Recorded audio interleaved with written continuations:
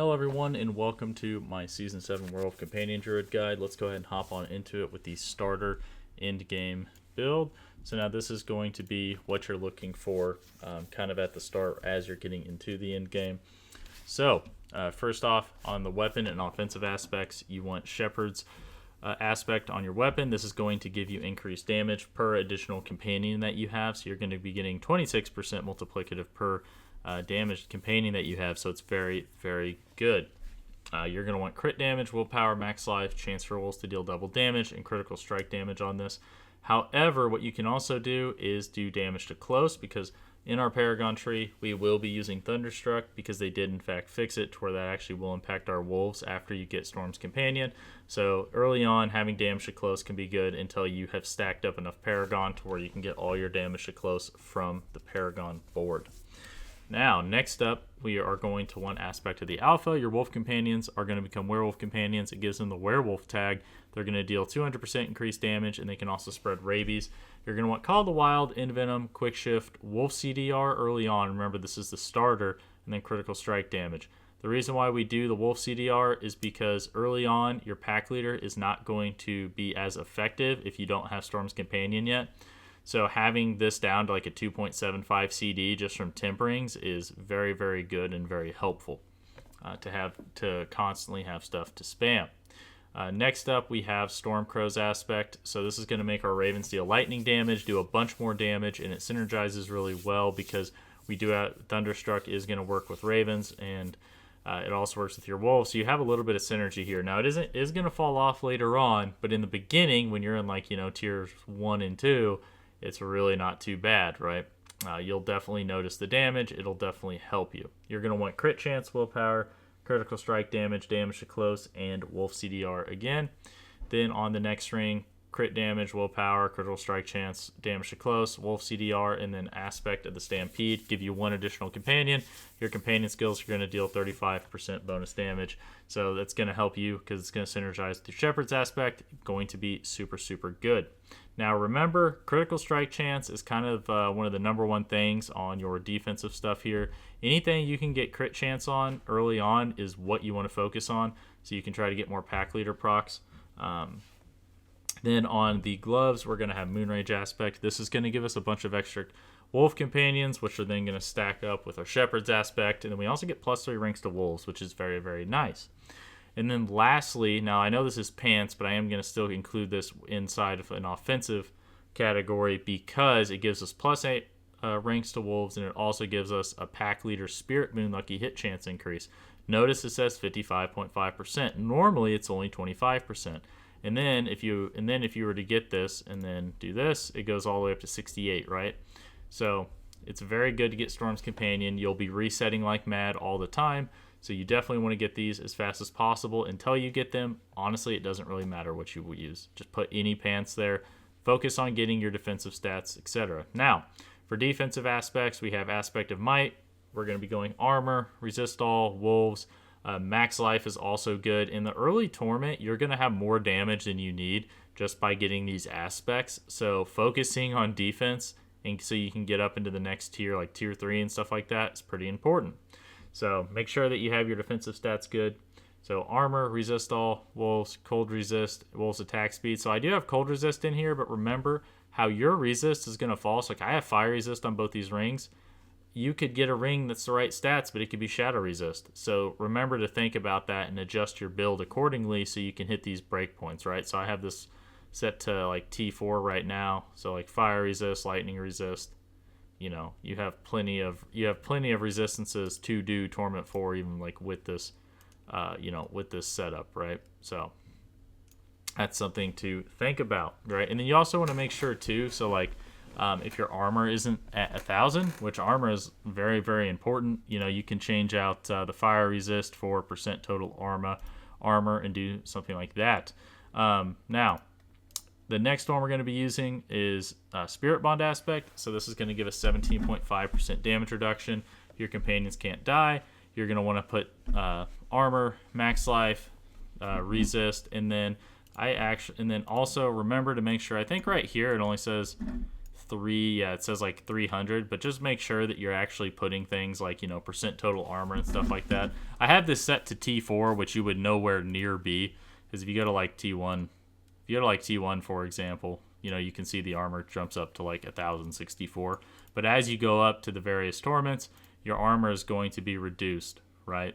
So you want to make sure that you're focusing on those defensive stats and getting those defensive stats so you can do higher and higher stuff. Okay, so yeah, and this is going to make it so your wolves never die, and it's a free 17.5% reduction. And then we have for the boots, Rakanoth's Weight. Now I think this is pretty solid because it gives you cooldown, resist all, movement speed. However, if you don't want to use Rakanoth's Wake, you can also just put boots on. Make sure you put some armor, all resist, whatever you need for your defensive stats, movement speed, and then go something like the Metamorphosis aspect. So you have an access to Unstoppable whenever you just use your dash or your dodge, right? So that's going to be it for defensive stuff. Now, when it comes to rune words, there was a new rune word made that is very, very beneficial. It is called, I think it's called Nagu, right? So maintain at least one active summon for 5 seconds. You always will have like max offering with this. And then we're going to combine that with Seb, because they also had it to where they clarified it, which I could already tell it was working with it, but they did actually finally put the tag on there. Summon a Spirit Wolf Companion.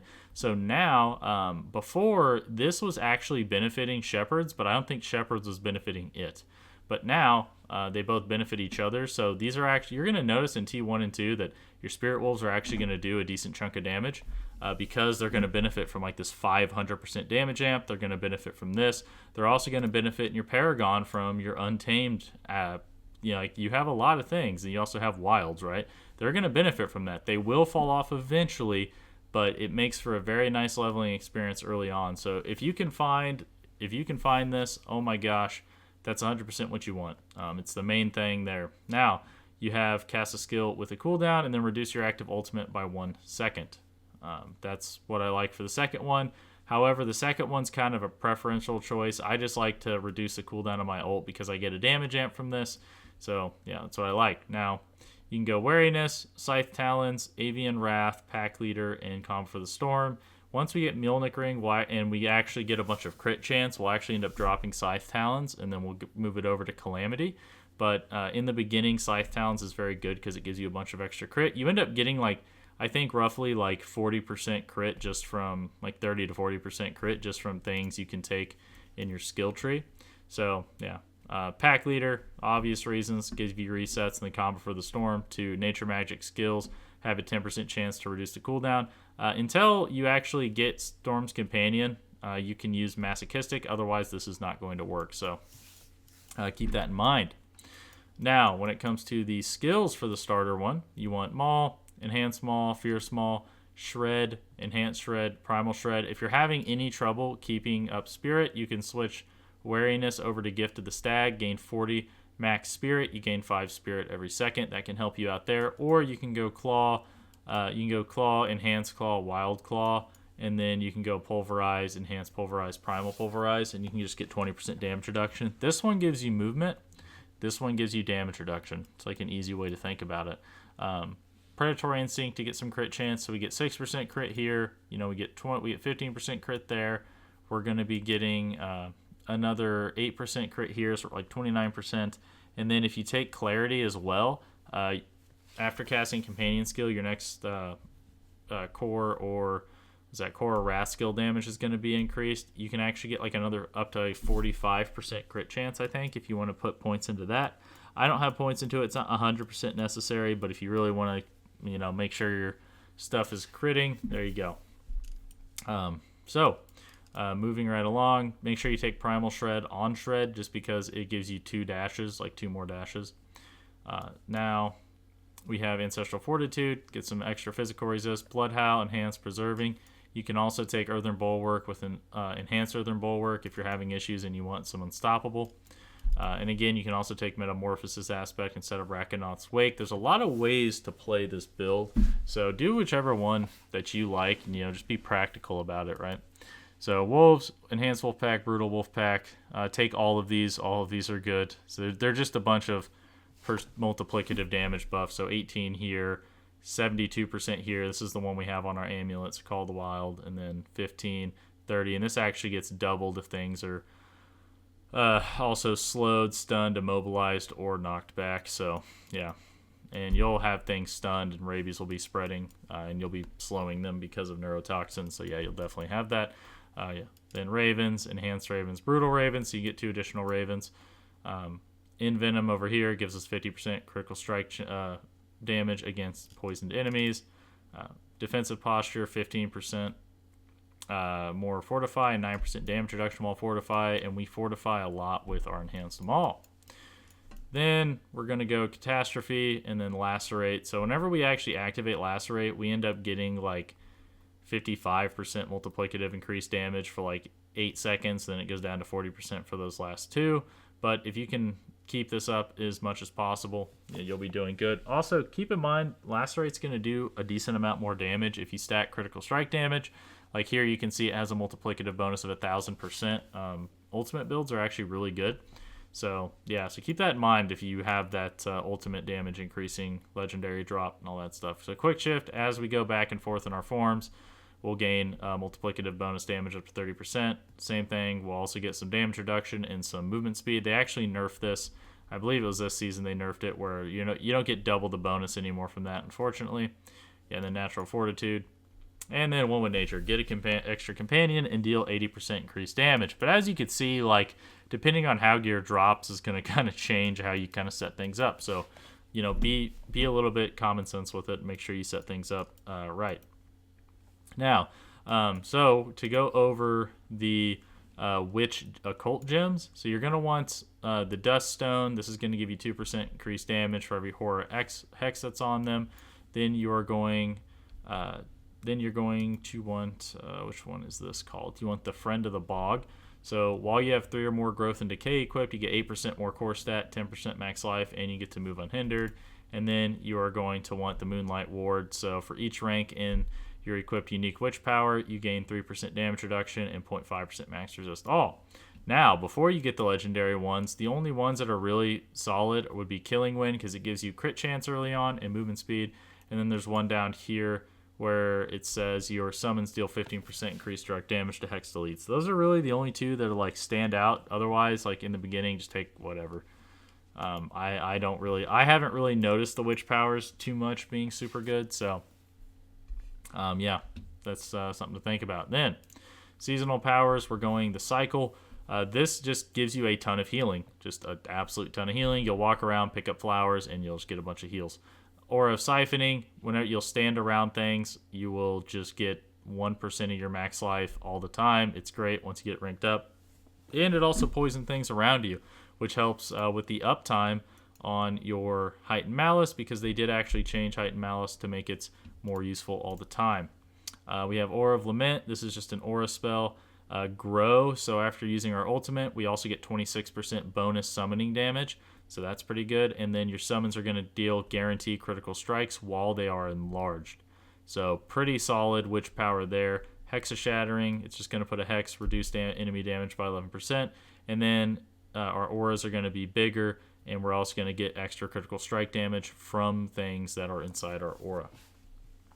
Yeah, but those are going to be the best witch powers. You can also use Vengeful Spirit. This one's pretty okay after you rank it up, just because it kind of acts as a damage shield. Like all damage gets directed to it until it dies. So it's like, I noticed it had a pretty decent health pool, so I wasn't really taking a whole lot of damage when I had that on. So I was even playing in like T4, so I felt like it was pretty decent. But yeah, the cycle and the Vengeful Spear definitely the best. Piranha is like way too slow. It just never, I don't know, it just never feels like, yeah, it says Piranha will now seek enemies. It just never felt like it was moving very quickly, so I was always ahead of it. All right, so that is it for that. For Mercenary, you really just want to choose the side on what defensive stat you need. So like, for example, if you need armor 15, you can get, but if you don't need either, then you want to go this one, because it just gives you more multiplicative damage. But if you want armor, you go down the left side, and then you can take Mocking Lure, get 15% increased damage, as well as a 20% damage reduction amp. Or you can get All Resist, and then get 40% increased damage when things are affected by Bastion and Ground Slam. So, pretty solid. pretty solid. But yeah, those are what I like to use. So I'd say going one of those routes is going to be the best. And then Ancient Harpoons with Variana. I mean, it's really the only thing that's usable. I just don't see anything else that's really, like, I look at it and go, oh, man, that's cool. It's like, this is the only thing that actually I feel like does something for me. So, yeah, that's that. Now, let's go over the Paragon real fast here. So, Paragon. Now, this is set up for, like, the total in-game, but I do want to point out a couple things you can do early on. So, first off, Shapeshifter, you can just throw early on. The heck, what's going on here? Oh yeah, sorry. You can throw in this first one instead of Keeper, and then whenever you shapeshift, it's going to give you 25% chance for that skill to critically strike. So you're going to get another 25% critical strike chance. So you can see you can have like 55% crit chance just from using Ravens, Ravens, Scythe Talons, plus the 6% from Predatory Instinct, and then throwing Shapeshifter in there, and you can have a ton of crit. So, yeah, this is definitely one that's very good early on in companion builds. But after that, you want to immediately go into Untamed, and you want to pick up your Casting Companion skill, deals 20% increased companion damage, stacking up to 80%, and then go ahead and throw Wilds in there. So this is going to give you 130% multiplicative increased passive damage. So again, this is going to affect everything. Your Ravens, it's very, very good. So early on, while these are still doing damage, it's just very good to focus on that. You can come over here, pick up some all resist, whatever you need. But Paragon boards are very simple now. You literally just pick whatever's beneficial. So then once you get Storm's Companion, you're going to be able to get Thunderstruck. And as you level up your glyphs, you'll be able to get all the damage to close you need from your Paragon. You can see you get 51% there, 51, like 153 or something percent just from this. And that's also why I throw Earth and Sky here, is because it gives me extra damage to close, which makes it easier for me to get Thunderstruck up without having to sacrifice any crit damage on my weapons. I come down here and pick up the Storm damage just for the heck of it, because Ravens and Wolves become a Storm skill. And then you can come up here and you can even get some extra crit chance. So you can get like 6% crit there, +1, so like 8% crit I think you can get from the Paragon board, so that's cool. Or is it 9? Oh, it's 9. Yeah, so you get 9% crit from your Paragon board there, so that's pretty cool. And then over here, damage reduction from vulnerable enemies is nice. It's not as cool. I would actually throw, if it's early on, since you're going to have damage to close anyway, I would actually maybe even consider throwing Exploit in here, just so you can actually get access to vulnerable more. So you can, damage reduction from vulnerable enemies, etc., etc. And another one, actually, I should show you here too. That's, which one is it? There's one here that actually will make things vulnerable. Let's see here. Also, Soul Harvest is pretty good as well. I was using I use like the Aura thing specifically to stack this, but Soul Harvest is also pretty good, so keep in mind on using that. Nope. This one's also pretty good early on if you don't have a lot of crit yet. My gosh, where is this thing? Shaken Soul. Oh, here you go. Your Eldritch effects apply vulnerable for 3.3 seconds. Your Psych and Growth and Decay damage also apply vulnerable for half the normal duration. So once you get this ranked up, this is another way you can get vulnerable if you want, because it'll make it to where like your Aura of Siphoning, for example, will make things vulnerable, which is pretty nice. So that's another way to get vulnerable. But otherwise, you'll just be waiting until you have Cataclysm, which makes everything vulnerable all the time. All right. Then we're going to come down here to Heightened Malice. We're going to pick up the Poison node. And if you don't have Storm's Companion, feel free to skip Thunderstruck and just come right into Heightened Malice. So this is going to give us 35% increased multiplicative damage when things are poisoned. And then we're going to come all the way down here, throw a Spirit in here, and just get a ton of critical strike damage. And once you get this up to a legendary glyph, you'll get 15% extra crit damage there. You also get that same thing from this glyph is from Shapeshifter, and then you're also going to get the same thing from Wild. So you actually have a lot of crit damage multipliers, which is really solid. Okay, and then also make sure you get this 12% damage reduction from poisoned enemies. Very, very good, especially in combination with the damage reduction from vulnerable enemies. So, yeah. All right. Now, coming down to the last one, we have Lust for Carnage. So, after you have Aspect of the Alpha, critical strikes with werewolf skills restore 2 spirit and deal 50% increased damage. So whenever you crit with your werewolves, they're going to do 50% increased damage. I do believe this only applies to the active. So if you wanted to, you could go Ancestral Guidance. But I don't know. On the PTR, I was just enjoying Lust for Carnage more. You have to spend, because the thing is like you have to spend a lot of spirit and stuff like that. And you run into this issue where, like, for example, Crown of the Lucian, once you have Cataclysm Ring on, you actually have to spend a resource for things to work. So, like, when you're using Cataclysm Ring, you don't really spend a resource. So it's like, I don't know, you open up for some weird interactions. Like, for example, like Crown of Lucian doesn't work. So I would, so I would just go Lust for Carnage, and it'll make things way simpler, because some things, like, it still does work when you have Cataclysm Ring on, and other things it doesn't. I don't know if it's bugged or not, or what the intended functionality is, but instead of playing a guessing game, I do know Lust for Carnage is just going to be more consistent, because this game, unfortunately, is Bug City.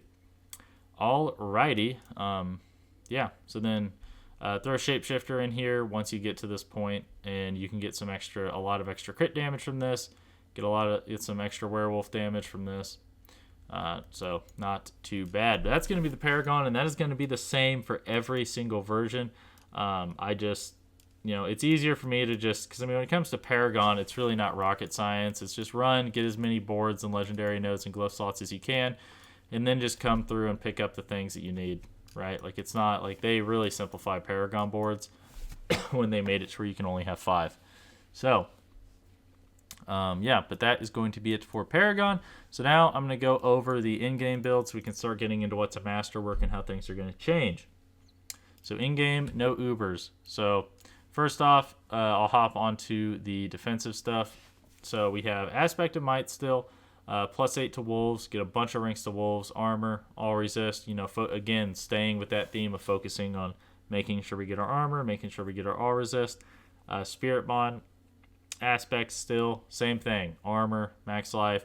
And when it comes to which one to masterwork on these, you want to masterwork the Wolves, get a greater affix on Wolves, and really, like, getting a chest piece that's like a GA'd armor is very, very helpful.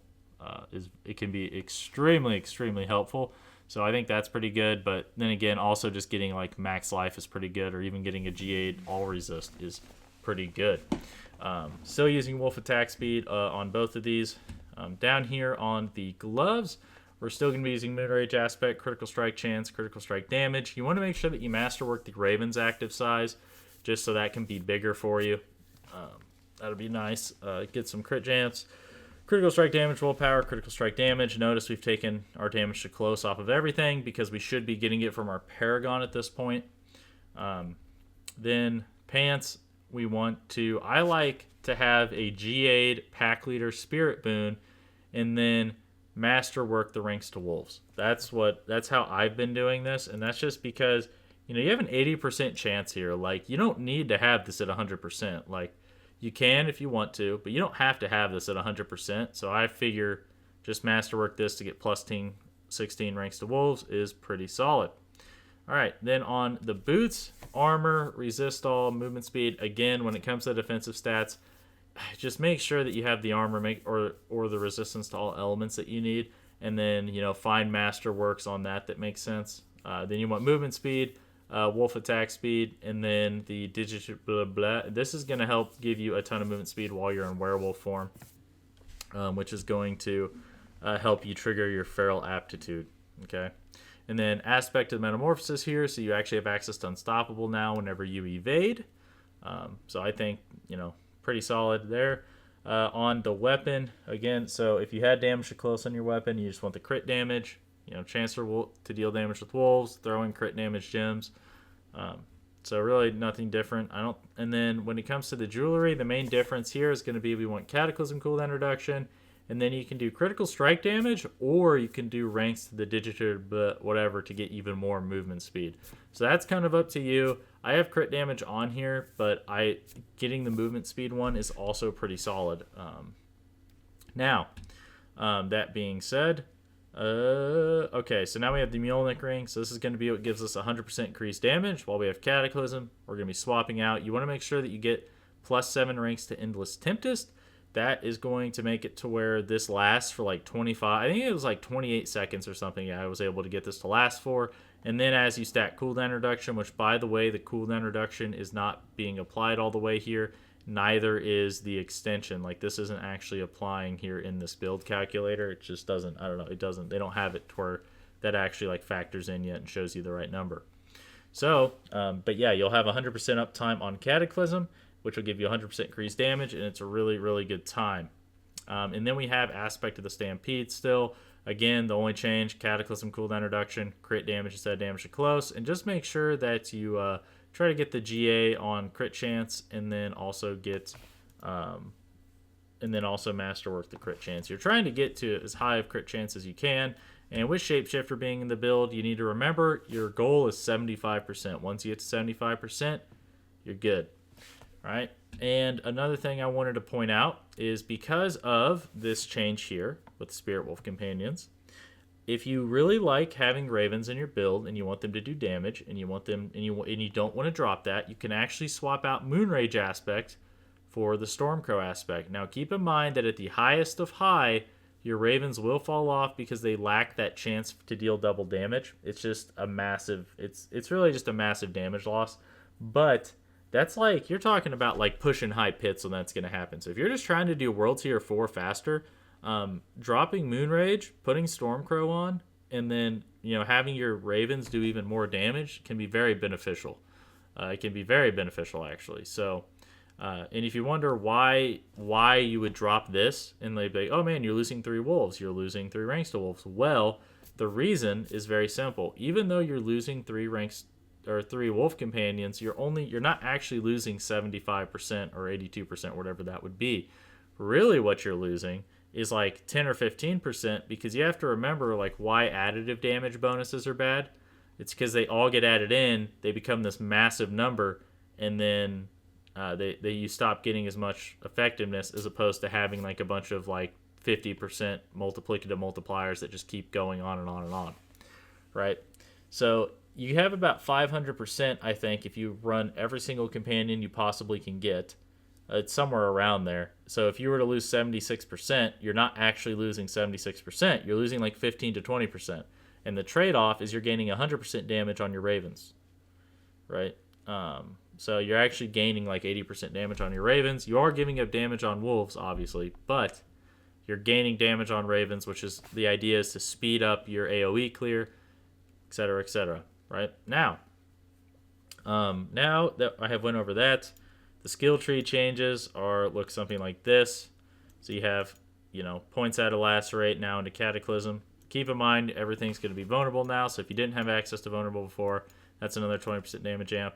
Endless Tempest we definitely want, so 50% increased duration. We want to make sure we have this on Calamity now. Take it off of Scythe Talons because we should have enough crit at this point. And that's really the only change. Like, that's really it. Now, so I believe I have went over everything in terms of the standard in-game build. So now we're going to go over the max damage with Uber Uniques. So this is like if you're trying to get the most juice ever out of this. Okay. Now, unfortunately, there is a way to get more damage, but it's very difficult because you won't be able to hit your defensive stats correctly if you do this, right? Because Harlequin Crest has armor on it, and Crown, or what's that called? Air of Perdition does not, but this does give you 60% increased damage, and it's very good, but it becomes very difficult for you to hit your defensive stats when you run that, so you might be able to make it work, but you'll more than likely have an easier time running Harlequin Crest and Tyrael's Might instead. Because you'll get a ton of damage reduction, you'll get a bunch of cooldown reduction, and I will say this, what you can also do is not run Tyrael's Might or Harlequin, run the Crown of Perdition, and then just run a regular chest piece. And I mean, you're not going to be as durable because these just make you, both of these in combination just make you so durable. But you have to remember, we are giving up Spirit Bond aspect. So if you're in a situation where you see that like your wolves are dying or something, like it's very difficult for us to run like multiple Uber uniques inside of the max damage one, because of the fact that we're running things like Wild Heart Hunger now, and we just have so many uniques on, right? So, but the main change here, so we have Harlequin Crest. Oh, you definitely want, hold on. You definitely want this right here. Bam. And then, yeah, you want this right here. I don't know why Harlequin Crest. It's not GA'd, but yeah. So you're going to want it something like this. And you can see you got 500 armor from this, right?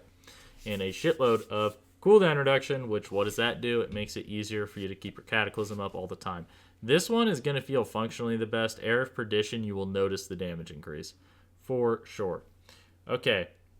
So now, you'll notice we do not have the Moonrage aspect. We actually have Wild Rage on. Well, that's because if I'm doing my math right, and feel free in the comments to correct me if I am messing up on this math, once you actually get a good pair of Wild Heart Hunger, Bestial Rampage is going to give you more damage than one with Nature. So you might say, oh my gosh, I'm losing 6 companions. That's true.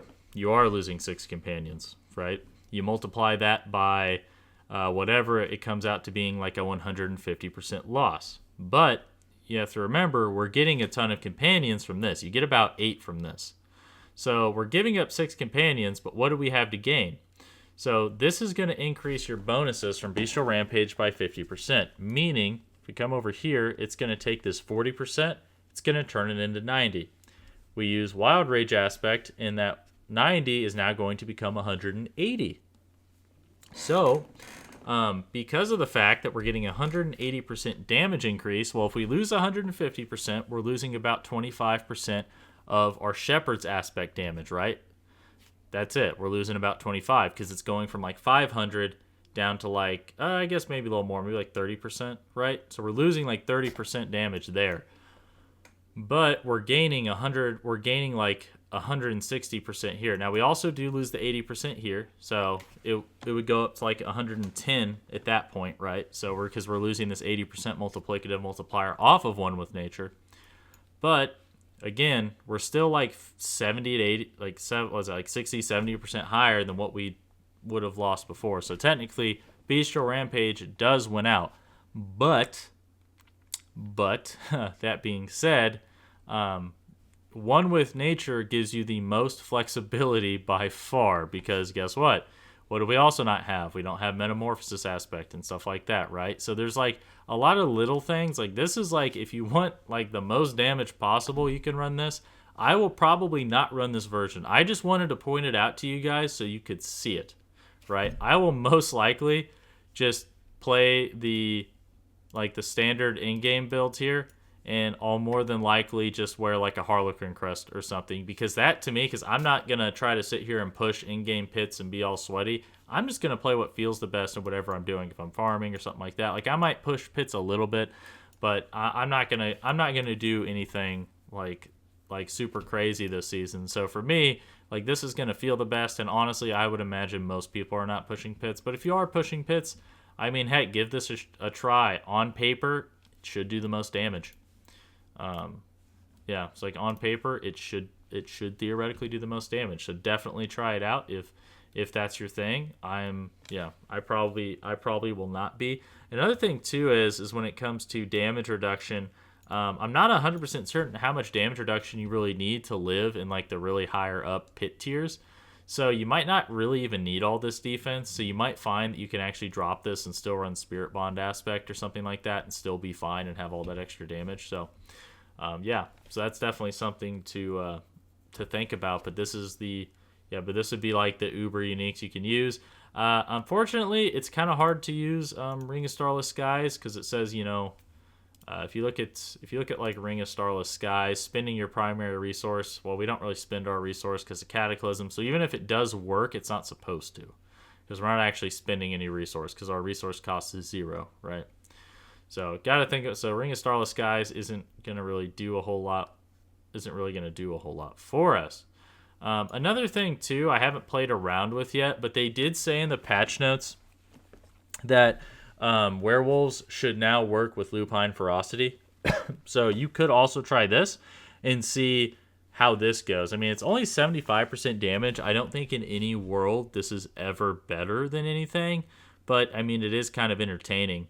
You know, like I'll have to see if the passive attacks actually proc this, but I don't think this is ever better. But apparently, wolves do work with Lupine Ferocity now, so that's something to think about. All right, so that is going to do it for this video. Hopefully I have went over everything. You know, like I said, the Paragon, Mercenary, everything still the same, even with the Uber uniques, right? Seasonal stuff still the same. The main difference is just, you know, the Bestial Rampage change, the Wild Heart Hunger. Oh, and also remember, to do this build, you have to have a good Wild Heart Hunger. If you do not have a maxed out Wild Heart Hunger, this isn't going to beat your one with nature. So remember that as well. And if you just like having general skill flexibility, because you do have to put all these on your bar again, one with nature is going to be better. But this technically, mathematically, should do more damage than one with nature with this setup. But anyways, guys, that's going to do it for me. Thanks for watching. Like, subscribe if you see more, and I'll see you next time. Thanks.